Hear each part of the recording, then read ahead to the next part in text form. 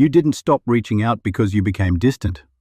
You stopped because you were always the one holding the connection together. And once you see the pattern behind it, you won't look at your silence the same way again. You're staring at your phone with a message half-typed.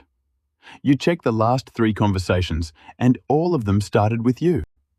You tell yourself to just send it, but your hand doesn't move, because a part of you already knows how this plays out. You reach out, they respond late, or not at all, and you carry the whole thing again. So this time, you wait. Not to play games, just to see what happens if you don't. Nothing does. If this feels familiar, stay with me, because what's happening here isn't random, and it's not just about them. Let's start with something simple. Look at your messages. You're not just initiating conversations, you're carrying the entire connection alone. You open your phone and scroll through your chats. Almost every thread starts with you. You type, "Hey, how are you?" Then stop to check the last message. It's also yours.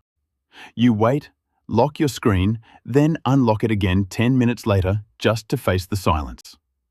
Over time, your brain starts tracking who initiates and who simply responds. It notices the imbalance before you consciously admit it. You begin to feel invisible even when conversations exist. Connection starts feeling like unpaid work. A thought crosses your mind. If I don't text first, this just disappears. So you decide to test it. You stop texting. Nothing happens. That's when something shifts, not in them, but in you.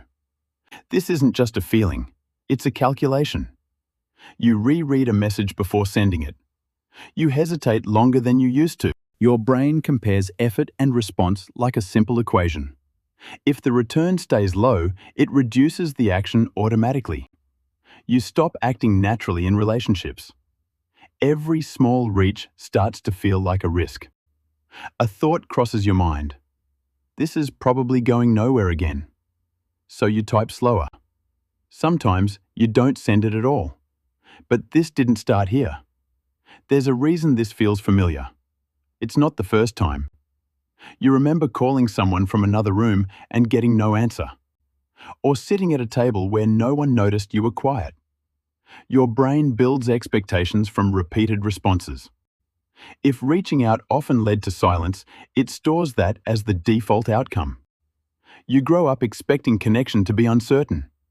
So you start preparing for disappointment before it happens. A thought crosses your mind. No one's coming unless I go first. And you did, for years, until your body started pushing back. Now it shows up earlier, before anything even happens. You open the chat, type half a sentence, then delete it. You imagine the delayed reply before it even exists. Your brain uses past interactions to predict future outcomes. It avoids actions that consistently led to low reward. You lose spontaneity in connection. Everything becomes filtered through expectation. A thought crosses your mind. Why bother if it ends the same way? So you don't. You close the app. And this is where it gets uncomfortable. It looks like bad luck. It isn't. Different names, same pattern. You give more, they respond less. Your brain is drawn to familiar relational dynamics, even when they don't work. Familiar feels predictable, even if it hurts. You keep proving the same belief to yourself. That connection requires you to do more. Why does this always happen to me? Because it's not random, it's repeated. You don't just reach out, you reach out to people who don't reach back. So stopping wasn't the problem. From the outside, it looks like you disappeared. From the inside, something became clear. You notice you have fewer conversations, but less tension. You're quieter, but not confused anymore. Your brain redirects energy away from low-return interactions. It protects stability by reducing unnecessary effort. You risk having fewer people around, but the ones left feel real. A thought crosses your mind. I'd rather have less than keep doing this. So you stopped. Not everything deserves access anymore, and that changes what connection means. You didn't stop reaching out because something broke in you.